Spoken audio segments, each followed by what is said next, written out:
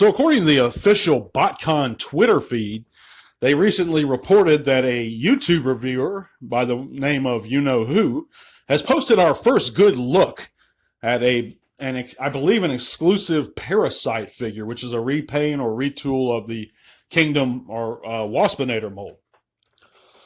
And I'm pretty sure it's not out yet at all, but he's already got it, of course. Most likely it's stolen. I don't know for sure if that specific figure is stolen merchandise, but we know what You-Know-Who does. I don't want to say his name because it just makes me angry. But it was very surprising to me myself to see the official BotCon Twitter, or the official BotCon, acknowledge that clown and even give him a shout out. I think that's kind of pathetic to me. Seeing how, from every indication, everything I've been told by Hasbro, they're investigating him.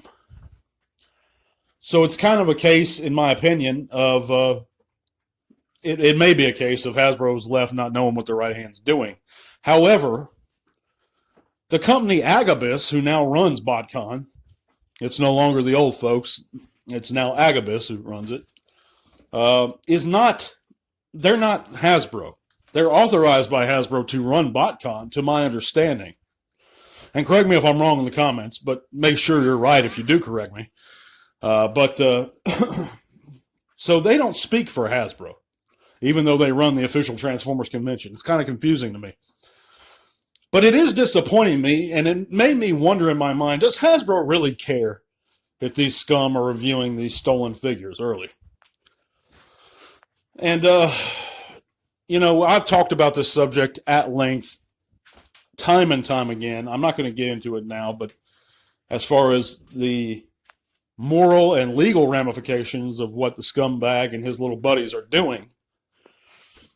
But it's a very sobering and pretty depressing thought to actually believe that Hasbro may condone those actions. I don't believe they do, but I am curious to hear what you guys think. Because I'm starting to say in my mind it may be possible that they're just jerking me around. They're jerking others around who've expressed their concerns. And that's sad to me. That, I never cared for the Transformers fandom in general. And I've gone into why in the past on this channel, just how they treat each other, how kind of self-centered they are in general. But I've always loved the company Hasbro and was very loyal to them. And, year after year.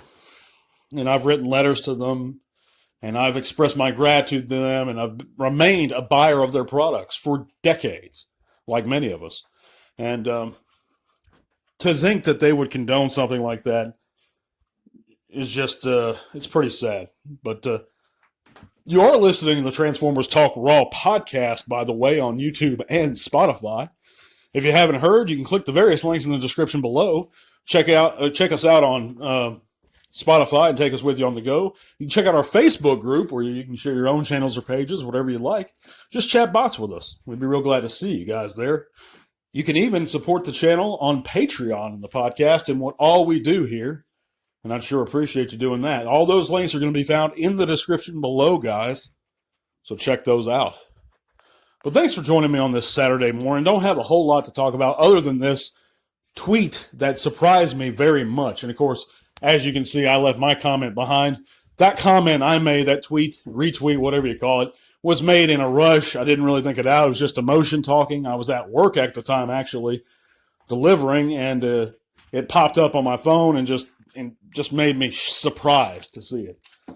So, but yeah, let me know down below what you guys think. You think Hasbro really cares about this stuff, or do they just jerking us around? Do you think that they have a reason to care?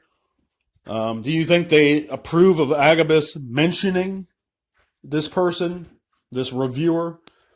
But yeah, let me know below, guys. I thank you guys so much for listening. We're going to be back again on Monday. I apologize for a shorter segment. I'm a little bit beat from work. But yeah, thanks for tuning in, guys. We'll catch you later. Tell everyone.